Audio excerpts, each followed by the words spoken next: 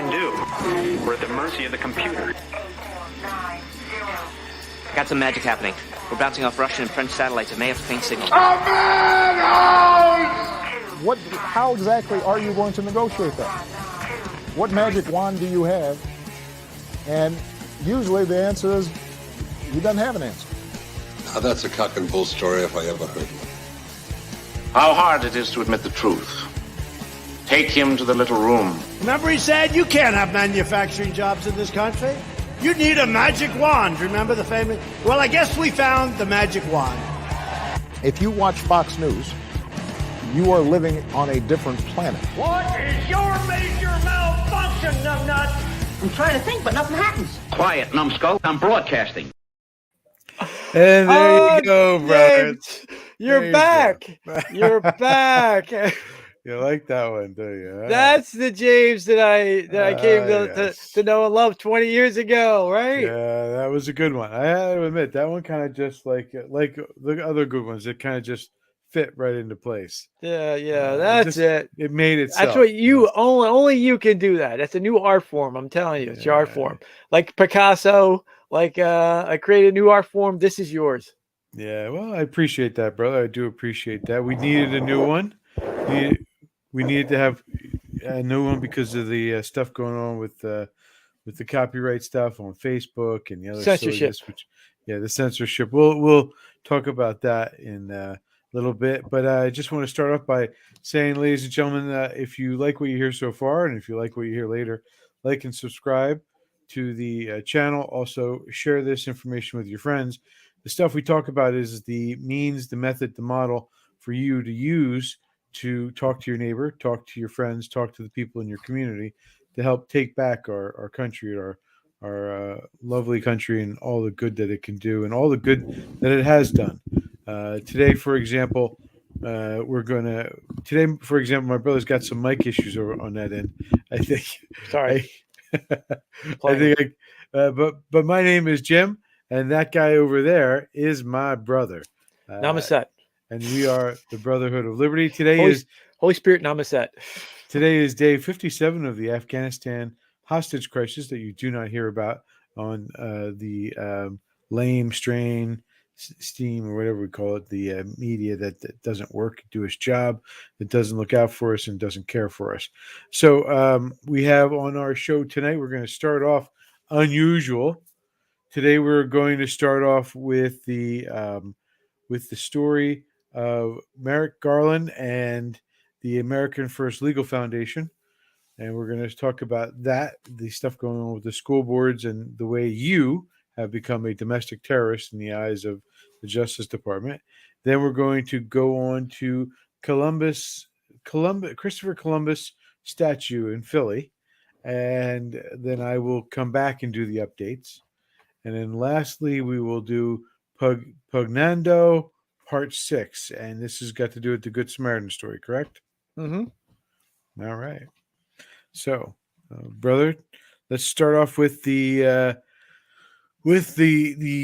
first letter that the Attorney General Merrick Garland wrote, and as we remember from October 4th, the backstory of this is Merrick Garland posted this letter out there saying that the U.S. federal government was going to use its resources to track down and protect all the school officials, school board members, and such from the evil domestic terrorists known as the parents who are standing up for their children and standing up for their children's rights. Because the week prior, 5 days before this letter, the Biden administration received a letter from the School Boards Association detailing the 14 separate issues on, as examples of the 1,400 school boards out there that were having problems. So there's 1,400 school boards, and they showed you 14, and that is the basis of the action that the federal government is taking. So, what is that action, and where is it coming from? So we're going to move on to the next. This letter here, which is from the America First Legal Foundation. I'm not going to read the whole thing. Hat tip to Mark Levin, who I heard this on his show Thursday night, And, we give credit where credit is due. Obviously, he didn't write this. This is from the American First Legal Foundation, and they were very good to put this on the internet. But I just want you to hear some of the things. They break it down, some of the things we just talked about, and also about, I just want to highlight the Supreme Court has repeatedly recognized American parents' fundamental liberty, interest in the Constitution right to control and direct education of their own children. That is a key thing.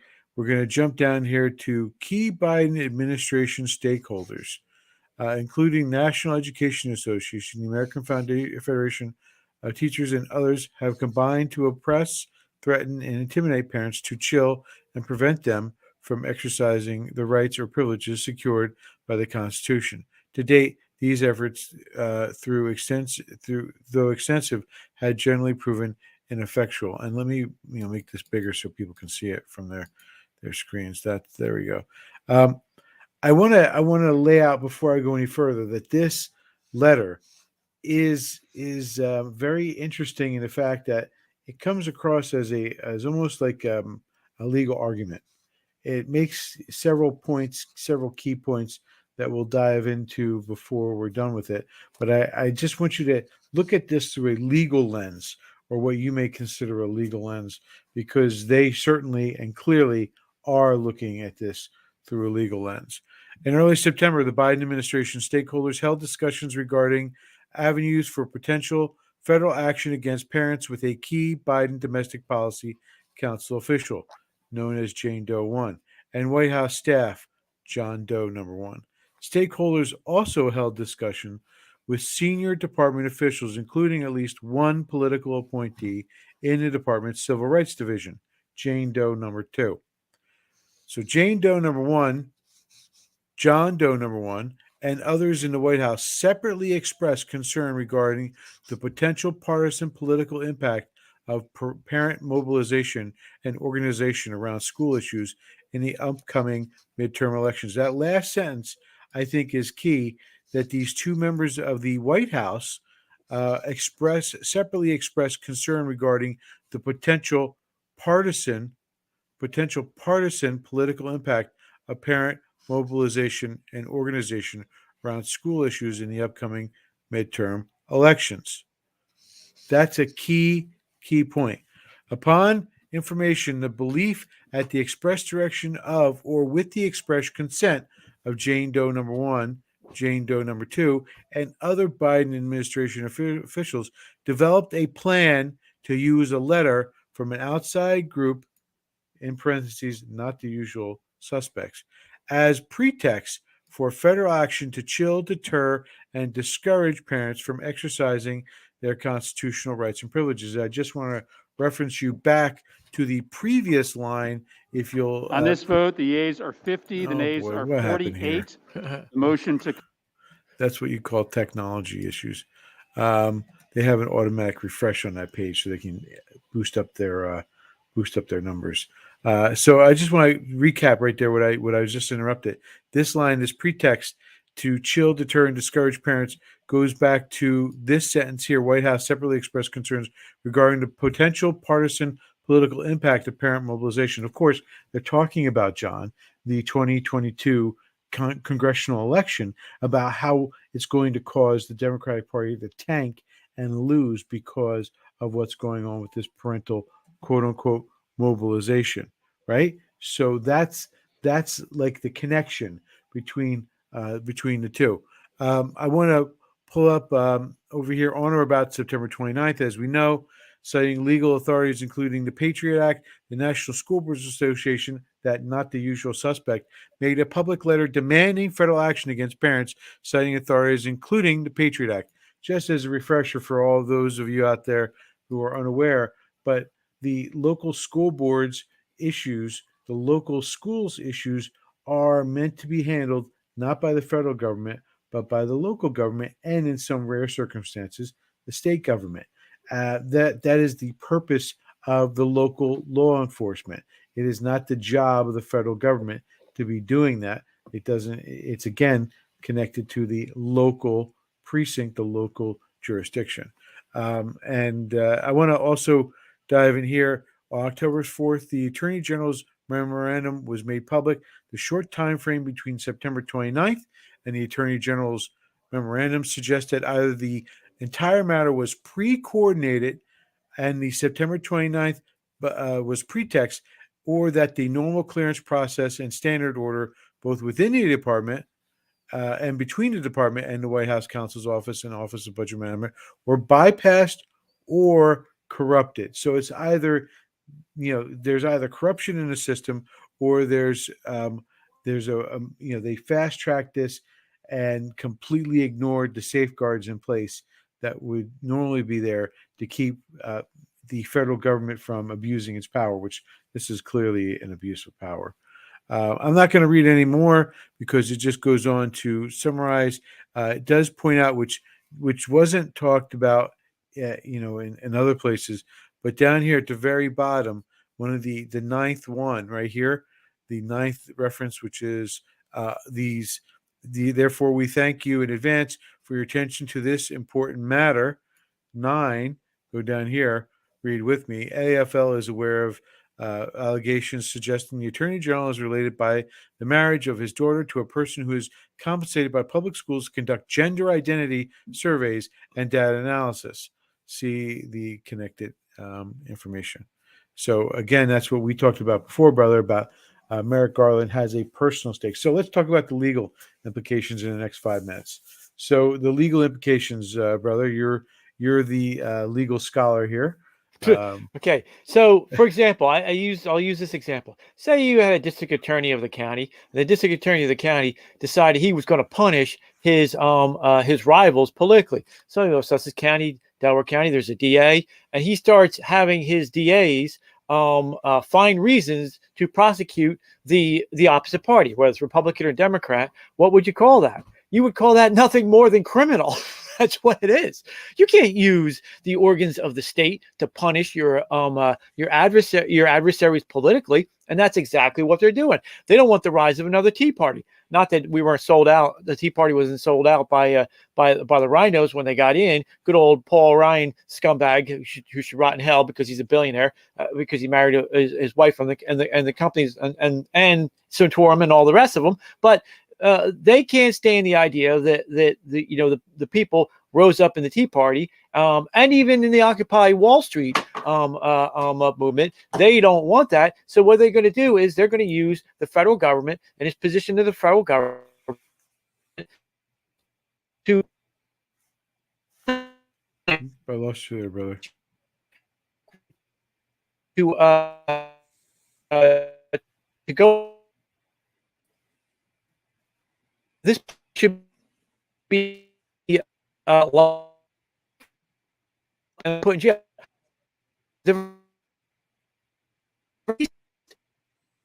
This would be a use of the district, the DOJ against political opponents. I mean, what else? Obama got away with it with that little coward, and Fast and Furious, Holder. Good old Eric Holder when he used Fast and Furious to go against them, and Lois Lerner to use when they politicized the IRS and used the IRS to go against the Tea Party. It's at some point and of course they're using it. Nancy Pelosi's using it to go against the people who protested on Capitol.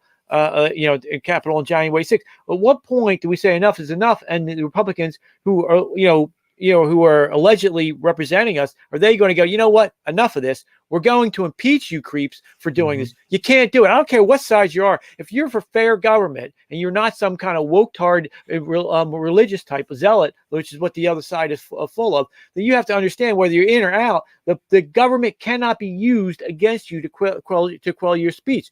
There's not been one incident of any of these parents as they gather together to object to their tax money being spent to teach a bunch of nonsense and stupidity. Not one incident of violence. All this is the use is the further degrading of American democracy by the use of the DOJ to go against parents. And this should be the breaking. If there's anything that's going to break the camel's back, this should be it. When these parents who are getting, who move to like the good areas, the rich areas, so they can put their kids to a good public school, then are criminalized, fake criminalized by this fake DOJ, a clown, and then facing being locked up for what? Speaking their mind at a parents, as a parents on a school board meeting. Yeah, all right. That's why he has to go to jail. And if they don't put him to jail, it's just going to get worse and worse and worse. So you might as well do it now. Pull the scab off the band, pull the Band-Aid off the scab. And start prosecuting this clown for what he is, a clown. He's not only is he a clown, but he's a corrupt clown because he's doing it for money, just to get on the bandwagon like good old Nancy Pelosi and all. The thing is, when Pelosi and the Senate, when they misuse the government for money, they're allowed to do it because they wrote in those exceptions. They shouldn't have them, but they wrote them in. Good old the DOJ doesn't have those exemptions. That's the executive branch. They don't have exemptions to do corrupt acts like that. So that's one more thing he needs to be locked up for. But at what point is the so-called Republicans going to start standing up and going, you know what? Enough's enough. This guy needs to go to jail. We need to have hearings. At least start the ball rolling so he can be removed from office so that he can then be prosecuted criminally. And that's what but to say about that. It's not just that they are using the power to lock people up. They're using the power to destroy. They want to use this power to destroy people's lives. Like they want to dive in. They want to use the full power of the Patriot Act to go after them, to dive into, give you a colostomy, right? Right all the way up. You're a digital colostomy. And you mean a colonoscopy? Sorry, digital colonoscopy, and find out everything that you've ever done wrong, anything that you've ever messed up on, and they want to punish you with that as well. This isn't just going after you for what you're doing in front of the school boards. It's the dehumanizing, the turning you into a terrorist, and putting the entire force of the federal government against you. How do we combat that? How do we deal with that? Any ideas? Did I lose you? Brother? Hello? I'm back yet. Yeah. There you go. With criminal prosecutions. That's what the criminal code is for. It's to lock up when you misuse your government position. Like I said, if you had a county prosecutor, if you had a county district attorney, the guy in Philadelphia, if he starts locking up, he's a Democrat, he's paid by George Soros. If he starts locking up the few Republicans that they are, or more likely, he starts locking up his Democratic rivals, obviously we would go, wow, that's corrupt. He's got to stop that. We need to lock him up. Well, what's the difference between the FBI has even less, the FBI and the DOJ have even less right to say anything about a school board. They have no right to say anything about a school board. Unless you can prove some kind of racism, you have zero authority to do this. So again, no proof. There's been zero incidents other than members getting yelled at by the constituency, rightly so, by the parents who were ticked off by this nonsense. But are you ready for the next segment? Next is yours, brother. All right, so we just had the Columbus Day parade today and Sunday. Unfortunately, there was a back and forth about whether the Columbus statue in Philadelphia, home of a lot of Italians, home of Italia's second greatest son, Rocky Balboa, and having the greatest son, Italian son of Italia, Christopher Columbus, Christopher as we will refer to him, has a statue, and it's now boarded up and hidden because we have a racist punk mayor, Mayor Kenny, the Democrat who was too much of a coward to actually debate his Republican opponent last time. So anyway, the Court of Common Pleas said that you can pull down the porch and have it for the parade, and the knuckleheads in the Commonwealth said, "Oh no, it's public safety." Now, how does public safety be impinged when you have a bunch of Italians standing around there? Yeah, nobody's. It's a festival. They're waving Italian flags. Well, why don't they have this right? Well, because the lies spread by idiots like Kenny, and his statement was, Christopher Columbus was a great explorer, blah blah blah. But he was also infamous for us. Then he goes on to a slander about enslaving the indigenous population and imposing punishment, including severing of limbs. Not saying at all about what actually happened. So I mean, I actually have a mind of like suing the punk. But there's Attorney George Bocchetto who's trying to get the statute unveiled. Unfortunately, it was not unveiled. They just had the parade. Although tomorrow is Christopher Columbus Day, and it'll always be. And it gives us a chance. It's just an excuse for me to talk about Christopher Columbus, because that's what I was going to do anyway. Now I can do this and talk also about Pug Monday. I get somehow that's the slander that he had he was enslaving people and had severe punishment by cutting off their limbs. Now that's not clear. That's not saying the story at all. Now, of course, this comes from that moron, communist spy and woman molester, Howard Zinn, and his fake history. Now, I mean, he isn't even a good. He's completely incompetent as a historian. Well, he's not a historian. It's a disgrace to call him. It's a disgrace to the name of historians to call him a historian. He was just a communist, a paid agent. We know that now. He's also, of course, a molester of young co-eds, and that's why he was such a inveterate atheist, proving against the principle that we always say: the bigger the pervert, the bigger the atheist, the bigger the pervert.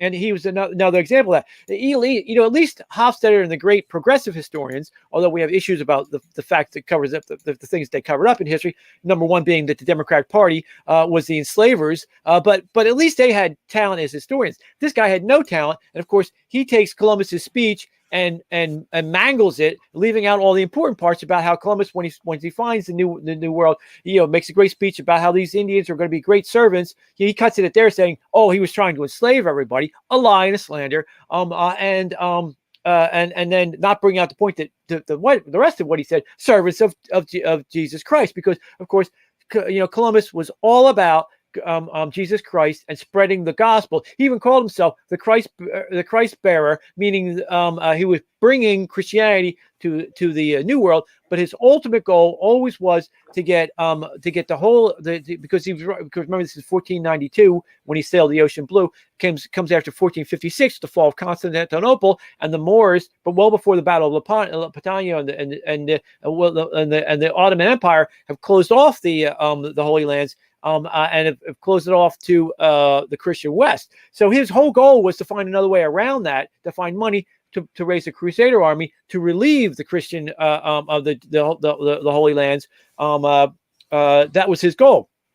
Anyway, we have, though, fortunately, the original sources, including from his son, Fernando, not the Indian son that he adopted, but his second son, Fernando, who's a super genius. We know Columbus is a super genius, in part because this guy was a super genius. He gave us the great library in Spain, probably the greatest library of his time, but also the fact that, when we put library books, stack them this way instead of, horizontally instead of like this. That was his invention. He was also a great cartologist. But his son wrote the most accurate account, of course, because unlike the Hidalgo, La Casa, the fake priest. I don't know. I mean, he says he was a priest, but he was a slave owner himself, and who also slandered Columbus because he was a rival of Columbus. Didn't know him. Wasn't involved in it. His son Ferdinand.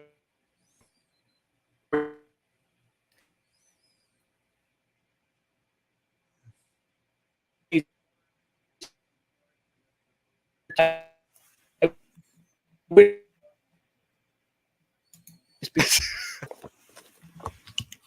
lost that joke. Anyway, back to you missed that part, but back to the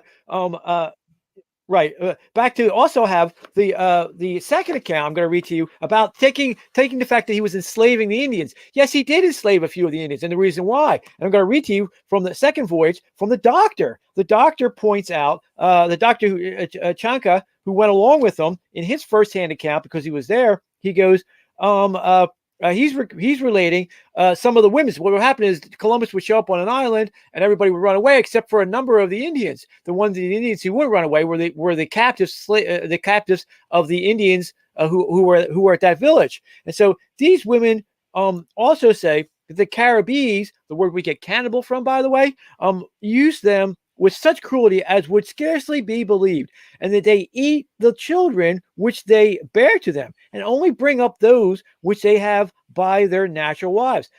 Such of their male enemies as they can take alive, they bring to their houses to make a feast of them.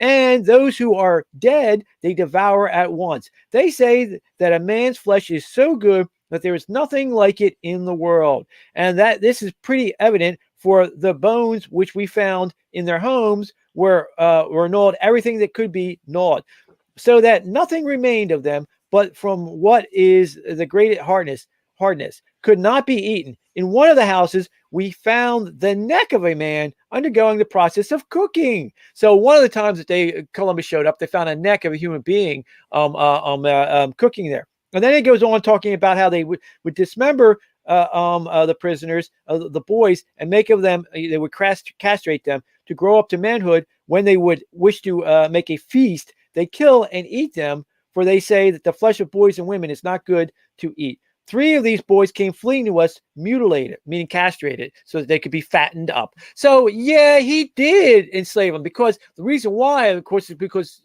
Columbus is literally probably one of the greatest. You could make the argument he was the greatest man of that year, of the 1,000 years, maybe 2,000 years, because he was such a sweetheart. He was a 3rd-level Franciscan. So he did enslave these Caribbeans. The reason why was because he couldn't leave them on the islands, because they were eating the other Indians, the nice, gentle Indians, which he loved and adored. And so rather than kill them or slaughter them, which is what the Hidalgos, like Cortez, like AOC Cortez, like her forebearers, the white Spanish, the white Spanish, like those creeps. Well, rather than slaughter them all like did, he would enslave them. The idea they would teach them Christianity, and then eventually maybe freedom or whatever. He couldn't work out the problems because he didn't know what to do with these Caribbeans who he caught, who were eating people, other than stop them by enslaving them. That's the only thing he could do. Now the rest of the Indians, he treated with the including his third son Ferdinand. He adopted actually, and then did it. He treated with the most love that he could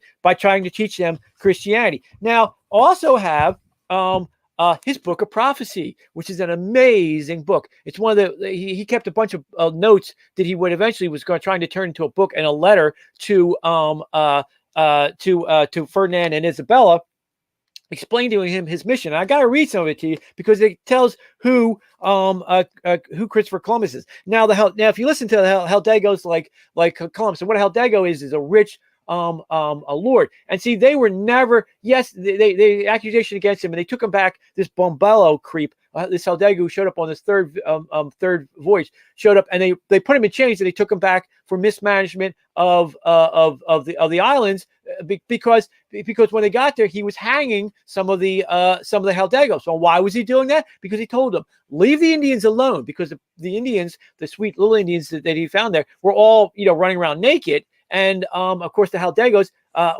they were children, and they were having because they were rich lords. They're the Spanish nobility. They were having sex with them and raping them and killing them and murdering them and all. Finally, he after not listening to him enough, he had to kill a few.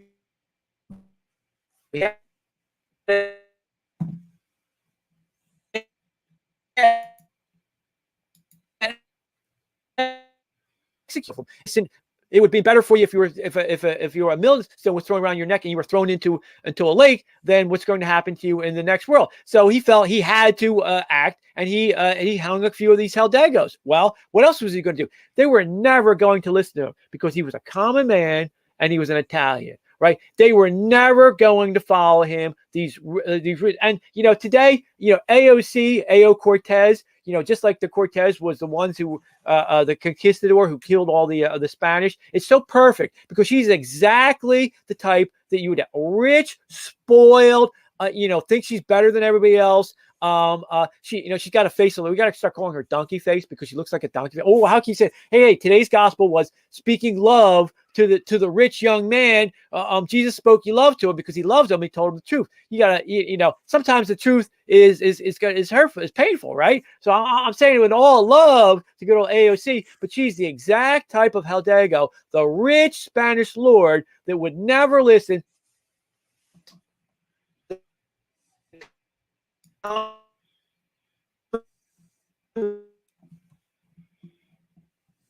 If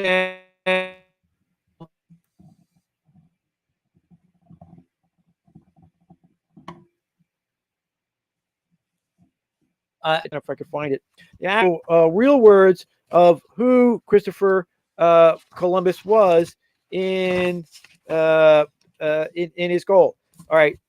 First of all, he goes, I believe that the Holy Spirit operates in Christians, Jews, Moors, and in all the others of any religion, not only in the wise, but in the ignorant as well. I met a villager who describes the heavens and the stars and their past better than others who pay to acquire this knowledge. And I say that the Holy Spirit not only reveals the future to rational creatures, but shows us by means of signs in the heavens and the air, and through the beast, through the witches, as was the case during the time of Rome, right? And ways too numerous to note. He listened to everybody, and he took everybody for who they were, because he was the common man. He was literally a common man. Here's the way he starts his letter to Isabel and Ferdinand, which was going to turn into a treatise to argue for another movement to the New World. Most exalted rulers at a very young age, and he's describing his life.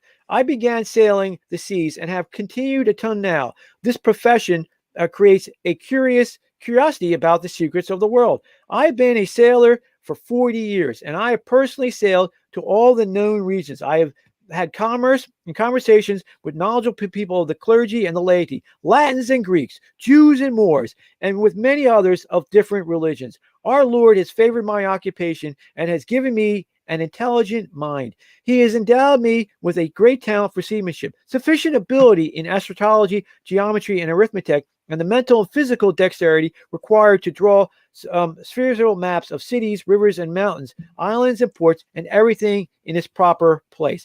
During this time, I have studied all kinds of texts, cosmology, histories, chronicles, philosophies, and other disciplines. Through these writings, the hand of our Lord opened my mind to the possibility of sailing to the Indies and gave me the will to attempt the voyage. With this burning ambition, I came to your Highness.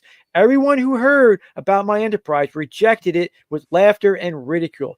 Neither all the sciences that I mentioned previously, nor citations drawn from them were of any help to me. Only your Highness had the faith and perseverance. Who could doubt that this was a flash of understanding, was a work of the Holy Spirit as well. And what he's getting point to is his goal. I said I would represent my argument for the restitution of the Holy Temple to his holy church. Perhaps your Highness and all the others who know me and who know this letter may be shown will criticize me publicly or privately as an uneducated man and an uninformed sailor, as an ordinary person. But you know what? That ordinary person did the impossible. I am so sick of these woke tards being lectured who know nothing of actual history, lecturing us about a guy who got himself across the ocean, not once, but 4 times and back, and never met. He was one time he was off 100 miles by backtracking, coming around on the 4th vision, and he still hit Jamaica 100 miles off, right? With no compass, no map, no way to judge the speed of the current, no accurate way to judge the speed of his ship, no way to judge the speed of the air. Just his God-given talents. He grounded once by accident because he fell asleep, and he had to sleep at some time, and once on purpose.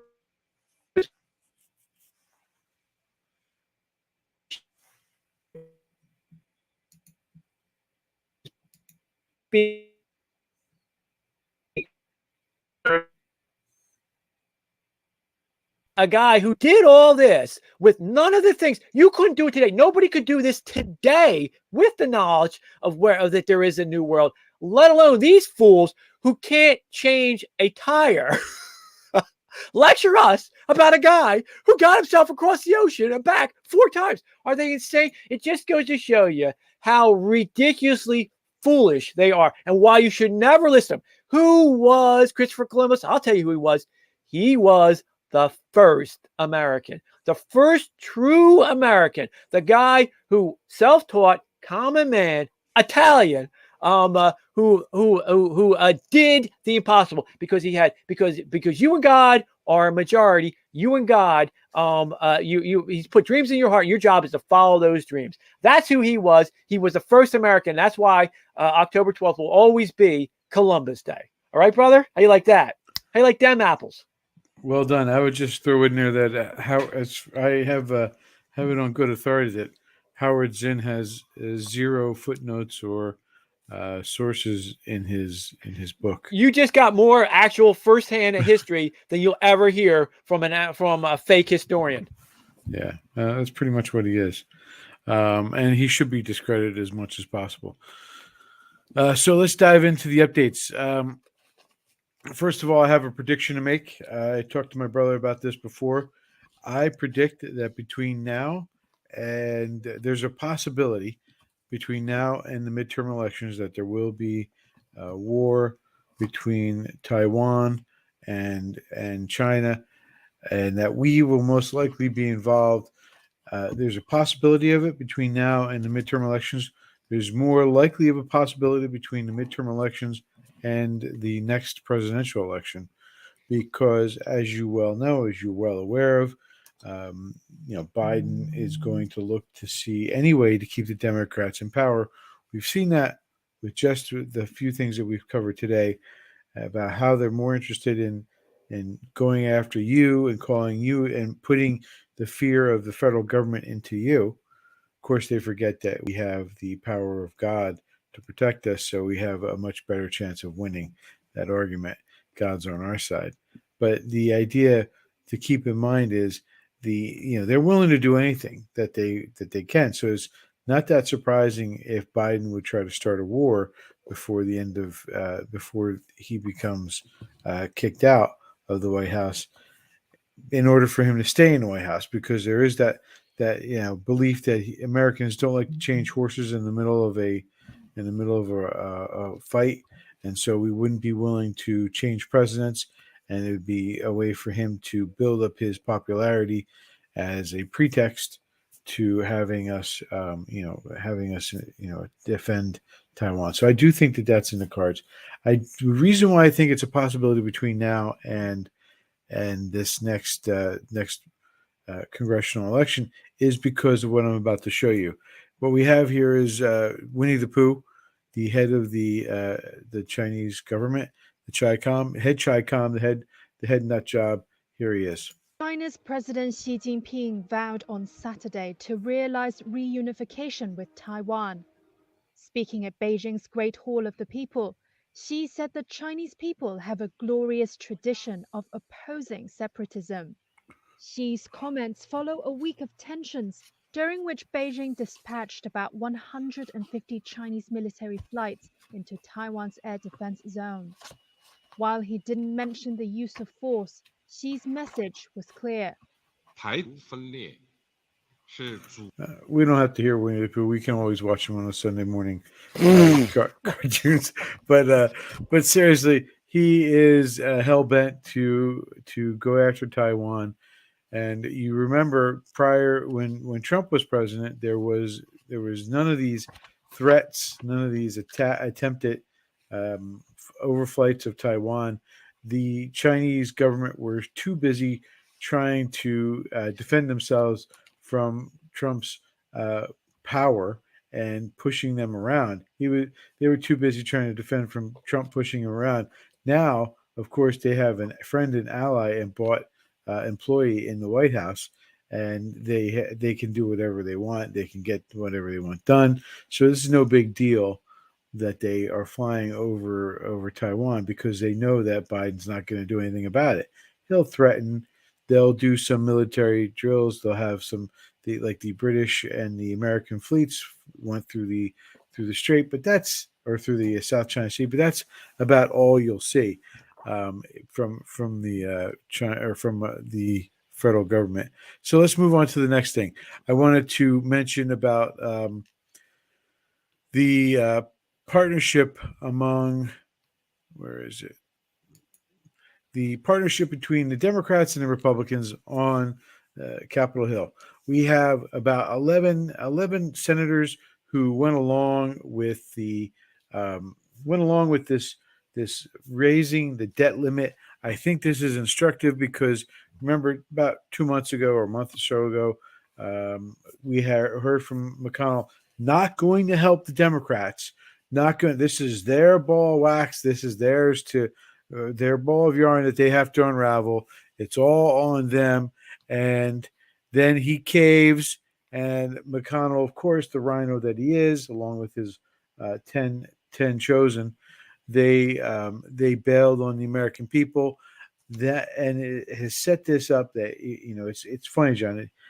Politicians, you really do expect to lie to you, but they lie sometimes so good, they make it sound so good. He passes it off as, hey, listen, we helped you this time, but we're not going to help you next time. We're not going to be there for you next time. We're not going to be on your side. He says, remarkably, even as Republicans saved Americans from this crisis, Senator Schumer kept compounding his failures. Last night, in a bizarre spectacle, Senator Schumer exploded in a rant that was so partisan, angry, and corrosive that even Democratic senators were visibly embarrassed. So, yes, that's true. But the idea here is, here's McConnell, after everything's done, saying, we helped you. We're so glad we could. And going on and complaining about it. Here, I want to play. I should start with that one. Where is? Oh, it's over here. Let's. No, it's in the Gateway Pundit one. It's one of the Gateway Pundits. Here, nope. Here it is. Ceiling, but said Democrats must raise it alone. That's Manchin in the back. Convoluted. If you look at Manchin, the guy who's got his head in his hands, I don't know if let me see if I can pop that out. The guy who's got his head in his hands, that's Senator Manchin, who afterwards said, that was fucking stupid. Excuse my French, but that's pretty much what he said. And then there was another senator who said the same thing to him. But, it doesn't matter because he got what he wanted. But listen to Schumer. This is the rant that McConnell references. Reconciliation process. That was simply unacceptable to my caucus. And yesterday, Senate Republicans finally realized that their obstruction was not going to work. I very much thank my Democratic colleagues for showing our unity in solving this Republican-manufactured crisis. Despite immense opposition from Leader McConnell and members of his conference, our caucus held together, and we pulled our country back from the cliff's edge that Republicans tried to push us over. I want to. This is a temporary but necessary and important fix. I appreciate that. You can see he's mumbling. Manchin's mumbling. He's a little upset. Without a convoluted and unnecessary reconciliation process that until today, the Republican leader claimed was the only way. There he goes. Manchin takes off. Let me say, Manchin took off there. I wanted to play that also because if you listen to Schumer a little bit closer, maybe the clip was too short, but he is clearly making the case to get rid of this debt limit at all, and that's been being made for the last couple of weeks, where the Democrats have been having hearings discussing this. Having the knuckleheads in the Treasury Department come over and say, well, we got to pay these debts, and we need to be able to raise the debt limit pretty much whenever we want, so we can spend as much as we want. So there's no restrictions, nothing stopping us, nothing to pull us back from the brink. We can keep on spending the limitless credit card of the next 3 or 4 generations to pay off this debt. There's absolutely, they don't want any check on them in Congress. They really don't. This is just another example of them trying to grab more power, more control over how the system works. It's disgusting. it's disgusting to hear them talk about like we think that they're responsible enough to have that kind of power. Yet we continue to reelect these knuckleheads and send them down to Congress. It's mind-boggling that we still allow this to happen. But this guy, you got to listen to what these politicians say. Again, you heard McConnell lie that we're not going to help you next time. You know he is. It's just going to be some deal that they make because he said he wasn't going to do it last time. He lied there. He's lying when he writes that letter to Biden. And Schumer is just laying the groundwork to get rid of the debt limit. Meanwhile, John, you and I struggle to pay our bills. Every single one of us out there are struggling just to keep our head above water with the rising cost of living, with the increased gas prices, inflation driving food prices up, the idea that our economy it's still recovering from COVID, and it's still recovering from the massive damage caused by the Democrats and their lockdowns. We're facing an economic crisis that is going to be remarkably worse than 2008, I think. And again, that'll be another reason for us to have a war, because with the war they'll be able to crank down all these free speech codes and be able to put us in our place a lot easier. They won't have time to deal with it. I do want to discuss one more thing, two more things. First off, John, I don't know if you heard, this is a great video. I've moved on, by the way. So this is baseball. Listen to this. I think we're in week 8 or week 9 of the "Fuck You, Joe Biden." So this again laced with bad words. So be prepared. Joe Biden.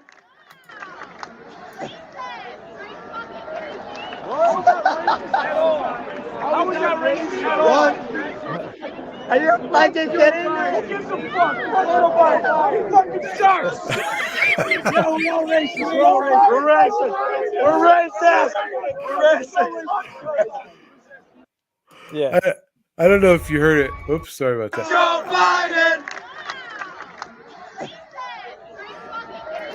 Biden. So the woman complained that they were being racist by calling Joe Biden, by saying "fuck you, Joe Biden." So I analyzed this, John. I got out my paper and my pen. I sharpened it. I got everything, laid it all out in front of me, and I sat there and I thought about it. And I'm thinking, well, she might be on to something. She really might be, bro. I want you to think about this, because Joe Biden really is not in control of the White House. He is not. And really, the person in charge of the White House is Valerie Jarrett, who happens to be an operative of Barack Obama. So maybe through proxy, there is some type of racism. But I think it's much more evident that this woman is completely an idiot, because I mean, Joe Biden makes me look, dark. I mean, he's so white. He's white. He's got those hairy legs too. Let's not forget that. And blonde hairy legs, right? The kids just love to put their hands all over her. So it boggles my mind that she thinks that we're being racist when people are saying this. And of course, these guys just love it. I have to listen to it again. So please deal with it. How was that racist at all? How was that racist at all? Are you fucking kidding me? Who gives a fuck? Fuck Joe Biden. Who gives a fuck? It's Joe Biden. We're racist. We're racist. Now, John, I don't know which Major League Baseball that was, but I suspect it was Yankee Stadium. I suspect it was Yankee Stadium. I can't really tell. I'm not familiar with baseball stadiums enough to be able to say, but there are a lot of Yankees shirts in the video. So I'm guessing it's got to do with the Yankees wherever they were playing, yesterday, or maybe New If indeed it is New York City, and people are saying "fuck you, Joe Biden" at a Yankees game, I wonder if those numbers of Joe Biden's are even lower than they're saying. that they, you know, are really in the tank much more. And so I want to talk about, we were restricted recently. The last show that we had a number of at the end of our beginning, the old beginning had a scene from Braveheart where he talks about going off to war and, you know, fighting for your freedom. And so apparently Facebook, after, I don't know, I've probably shown that for about 4 months now, John. We've had that same video for 4 months or more, and they've just caught on to it that it's the background has the audio from that scene. And so they flagged it as not being able to be played in 119 countries, separate countries around the world. And here, John, are some of those countries. And I just want to make it clear that I'm very upset about these 119 countries not being able to see it. I do think we should file a lawsuit against them, which will require us probably to go to that area and file. So I just want to put on a list. Barbados is on that list. You know, Bermuda You're gonna is pull on up the that. credit card. You're fine. Gonna pull up the credit card. You know, the Antilles is on there. You know, okay, Road Antarctica. Antarctica is on there as well, but we are not flying all the way down to Antarctica in the middle of winter, which I guess it's summer down there now, right? The Ivory Coast. I mean, John, some of these countries, you know, the Falkland Islands, Cuba, What? Right? China, Cuba. Let's go to Cuba. China, John, China. I'm not going to China. China, Djibouti. Djibouti to you too. Yeah. You're Djibouti. Jamaica's on the list. That's it. That's all what we have to go to. Are being denied. We're going to Jamaica, and we're going to show them. We'll follow it down there. Yeah, they've been denied the brilliance of that opening video. I feel very upset. I feel like we should do something about this. You know, this is something we got to stand up for all the people in these countries, these 119 countries. I mean, seriously, John, we have to do something about this. So, having said that, I now pass the baton back over to you. It's all yours. For another Pugnando Pro Dio, but short. I'll do the short version of it today. And this is for, again, well, one way to look at it is the great Chesterton. Used to be everybody who's intellectual in any way, form would read G.K. Chesterton, the great British English writer who kind of updated Catholicism. He makes a point, you know, the words of Jesus, you know, Jesus either who he either was who he said he was, God, or he was a madman. The problem with considering him as a madman is that things he said were the most rational things ever said by a human being. So it's always been his challenge. And one of the ways that we do this is we do Pugnando Pro Dio, fighting for God. Now, we refuse to do apologetics because the only apology we do is on our knees at night, apologizing to God for all the misdeeds that we've done today. That's just our way. For example, you know, calling AOC donkey face, but that's the only apologetic that we're doing. John. And Cinderella. we're doing right. And we're so the only apologetics we do is that we're doing great violence to this age-old 1900 year tradition of defense of God, because we're not doing that. We're doing Pugnando Pro Dio, fighting for God. And so the idea is we're doing a scientific historian version. If we can prove that, if we can link the dots between what Jesus said and what society we have today, we can then use Brandeis's idea of the laboratory of the states to expand it to a laboratory of society of cultures, and because this is the only culture that has it, then we can connect the dots and show that he was God and he was not man, because no man could say these things and if we or think these things, and it had to be from God. So anyway, today's Luke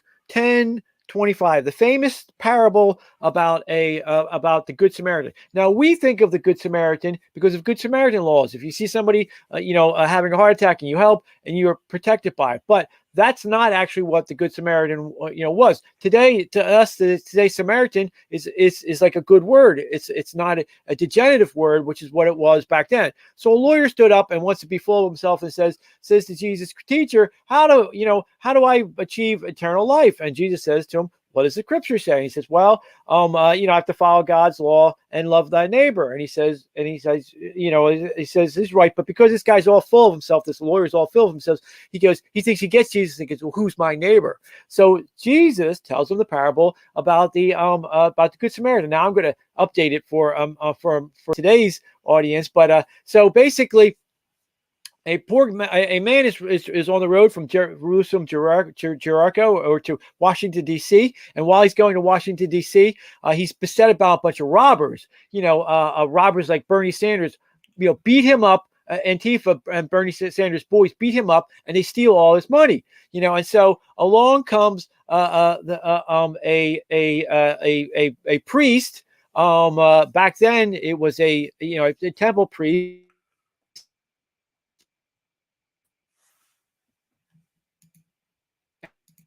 And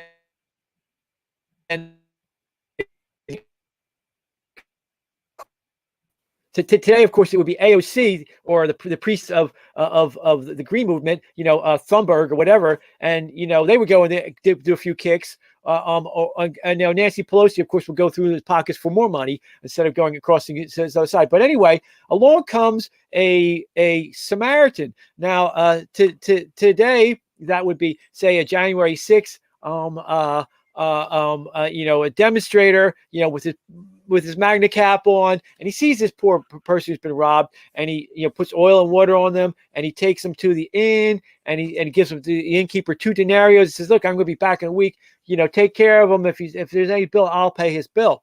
And that was the Good Samaritan. What was the shocking thing in Jesus' day in telling this story, though, was that the Samaritans were the Jews of their day, in that they were the people most discriminated by the Jews. They were the enemy of the Jews. They were ethnically, what they were having, the Samaritans are from the northern kingdom of Judea, and when the Assyrians came in, they wiped them out. They resettled it with a lot of foreign Assyrians and people from their empire, and so the Jews actually looked at the Samaritans as degraded, degenerate, not ethnically pure Jews. Who would think that just like the Germans looked at the Jews as impure, the Jews would actually look at a people, the Samaritans, in the same way? Just going to show you that we're all evil. We all have this fallen nature of mankind. And we all need to be redeemed by Jesus Christ. Well, anyway, so the Samaritans were the Jews of their day, and that's why the story was so shocking. And this jerk lawyer wouldn't. Now, so then at the end of the parable, Jesus says to him,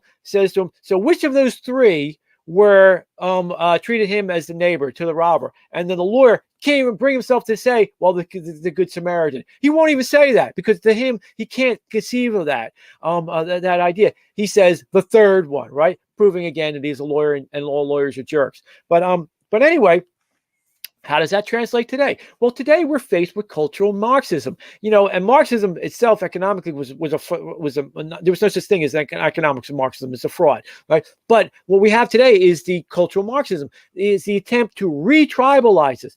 Through 2,000 years of listening to Jesus Christ's story about the Good Samaritan, you've broken down the idea of tribes. And what you have today, what we're faced with, is cultural Marxism, is the reintegration of tribes. You have the tribe of the transgenderism. You have the tribe of the feminism. You have the feminists, the feminazis. You have the tribe, of the Green New Deal idiots. You have the religion. You have all these tribes. The idea is to break us back down to tribes, because then the evil Democrats can then use that division to exploit it for power, to steal money for themselves, which has always been their goal. So what we're faced. So what you had with the with Jesus's story is the beginning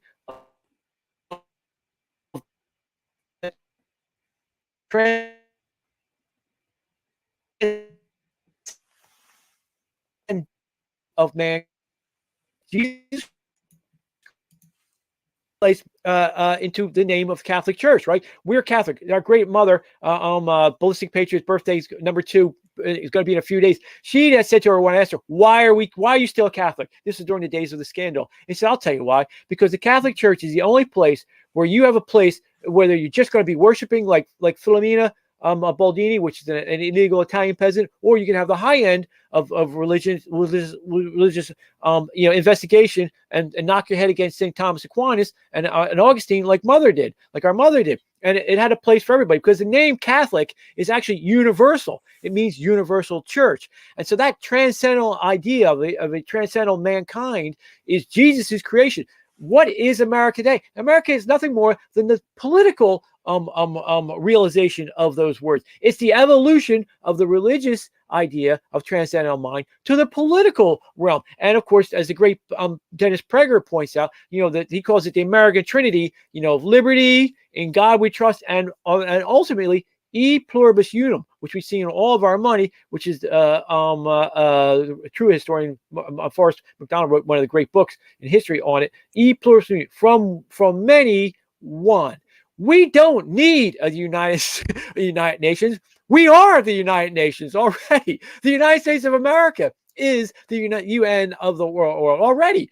And without the words of Jesus Christ, you can never have the transcendental mankind of religious nature evolve into transcendental mankind of political nature to create e pluribus unum, the American founding and the great nation of America. Proving once again the scientific historical proof of the words of Jesus Christ are not from man. They are beyond man's ability to say that or to think that. You have to say he was the super genius of all time to come up with that one concept, which he then said, let alone everything else he said that we're showing throughout Pugnando Pro Dio. So at the end of it, he tells the lawyer who won't say it, who is the neighbor, and then he says the third one. Well, he says go and do likewise, meaning go take care. Not only was his words, that was his action. Go and break down the ethnic tribalism, and take care of your neighbors. Be the Good Samaritan. And today he's been so successful. To us, the words Good Samaritan, we have none of the historical context of it, and we think of it in the positive light, not in the original tones of the was. So it would be today, go be that good January 6th Magna pro Trumper who would pick up the poor Antifa goon and tend to his wounds, because he is, of course, a follower of Jesus Christ and not that creep Marx. And that would be our Pugnanda Pro Dio part 6 for today. Brother, I forgot to tell us, we have Jen Psaki telling us why the numbers are so bad. I forgot this in the update. So just before we go, I just want to share this with everybody. What the answer that she has. Very tough approval ratings these days. I know you probably don't like to talk about polls, and you might say that they don't mean anything, but it's also fair to say the White House, when there are good polls, you publicize them. So what do you make of these really terrible polls? Are they that he's doing something wrong? Is it just the communication, or is it he's doing the popular things that have to be done? Or something else? Sure. Well, look, I would say that this is a really tough time in our country. We're still battling COVID. And a lot of people thought we'd be through it, including us. And because of the rise of the Delta variant, because of the fact that even though it was a vaccine that was approved under a Republican administration, even though we now have full FDA approval, and even though it's widely available across the country, we still have a quarter of the country who have, less than that, 20% of the country who've decided not to get vaccinated. No question that's having an impact. And of course, as the president has said, the buck stops with him. Yeah, the buck stops with him, except for when he blames or she blames the unvaccinated as the reason why there's still a number of people who are getting sick. Let's not talk about the rest of the world, which hasn't been vaccinated or what have you. It still comes down to these illegal mandates, these illegal mask wearing. All of it comes down to passing the buck. There's 300,000 Americans who have died since since Biden took office.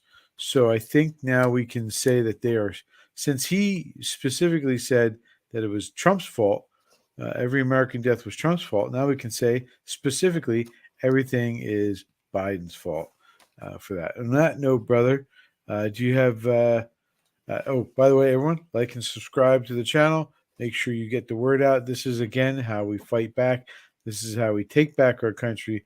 You can get we're giving you the tools, we're giving you the know-how, we're giving you the skill set in order to use with your neighbors, your friends, to help convince them of the political arguments that you need to win back our country.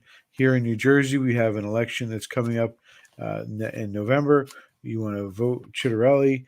You want to get out with your friends and neighbors that are voting against CRT in the local school board elections.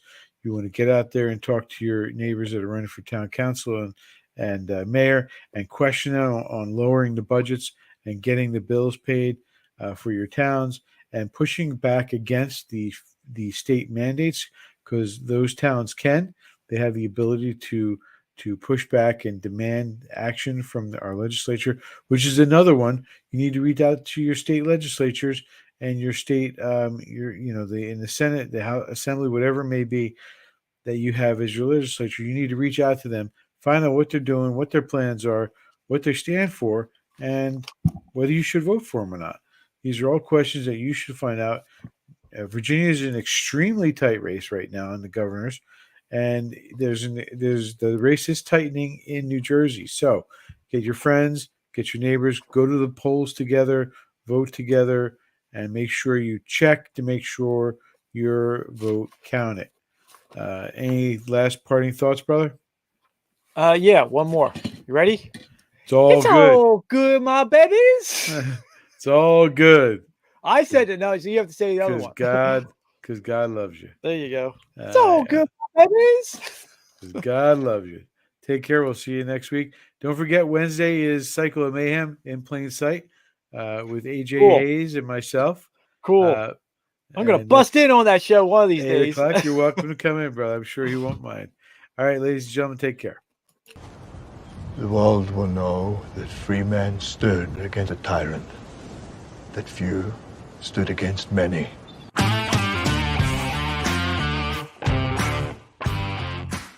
Knucklehead idiot Fauci was on TV today. I think he was always on TV. Today he was saying some kind of nonsense that if you're not wearing a mask, you're violating other people's civil rights. It's the exact opposite, but what you expect from a totalitarian.